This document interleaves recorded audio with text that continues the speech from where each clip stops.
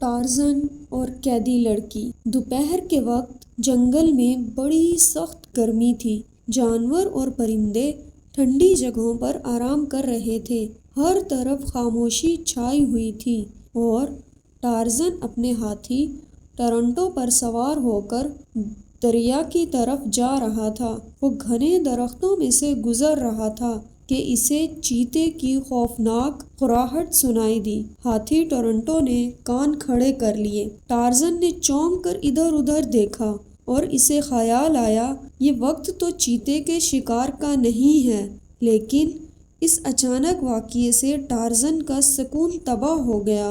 وہ یہ دیکھنے کے لیے کہ چیتے کے ساتھ کیا واقعہ پیش آیا ہے، وہ جلدی سے ہاتھی پر سے اترا، درختوں کو پھلانگتا ہوا تیزی سے دوڑنے لگا۔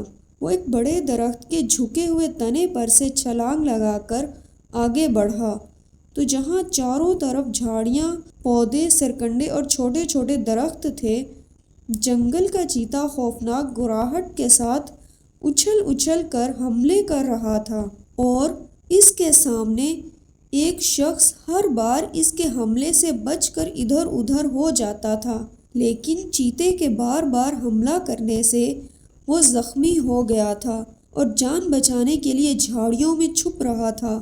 ٹارزن نے وقت ضائع کیے بغیر اپنا خنجر نکالا اور زمین پر پاؤں جما کر اس نے چیتے کو للکارا۔ ٹارزن زخمی شخص کی جان بچانے کا فیصلہ کر چکا تھا۔ وہ اچھل کر چیتے کے سامنے ہو گیا۔ خنجر اس کے ہاتھ میں تھا اور اس نے زور سے چیتے کو پکارا۔ چیتا زخمی کو چھوڑ کر ٹارزن پر حملہ آور ہوا۔ ٹارزن فوراً ایک طرف ہو گیا اور چیتا اپنی ناکامی پر اور غصے میں آ گیا۔ اس نے پلٹ کر دوبارہ ٹارزن پر حملہ کیا۔ اس بار ٹارزن اس کے نیچے آ گیا اور ٹارزن کا خنجر چیتے کے پیٹ کو چیر کر باہر آیا تو چیتا بے بس ہو کر اٹھا اور گرتے ہی مر گیا۔ ٹارزن جلدی سے زخمی شخص کے پاس گیا۔ اسے ٹارزن نے اٹھانا چاہا تو زخمی نے کہا، میں مر رہا ہوں، میں مر جاؤں گا۔ ایسا مت سوچو، تمہیں ابھی جنگل سے باہر ڈاکٹر کے پاس لے جاؤں گا، زیادہ بولنے کی کوشش مت کرو۔ یہ کہہ کر ٹارزن نے اسے بازوؤں پر اٹھایا تو زخمی نے پھر کہا، میرا آخری وقت آ پہنچا ہے، تم مجھے زمین پر لٹا دو اور میری بات غور سے سنو۔ زخمی لمبے لمبے سانس لے رہا تھا۔ اس نے اپنے گلے سے ایک لاکٹ اتارا اور ٹارزن کو دیتے ہوئے رک رک کر بولا، اس لاکٹ میں جو تصویر ہے وہ میری بیٹی کی تصویر ہے۔ اس کا نام بابرا ہے۔ وہ گم ہو چکی ہے اور میں اسے تلاش کر رہا ہوں کہ چیتے نے مجھ پر حملہ کر دیا۔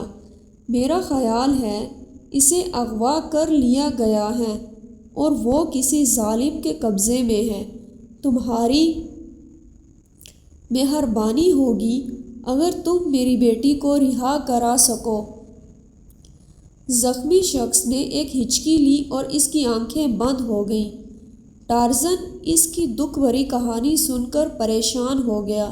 اس نے لاکٹ اپنے جیکٹ میں رکھا، خنجر سے زمین کھودی اور زخمی شخص کی لاش کو دفنا کر سوچنے لگا، میں ضرور اس کی بیٹی کو تلاش کروں گا اور جس ظالم نے ایک باپ سے اس کی بیٹی کو چھینا ہے اسے سزا دوں گا۔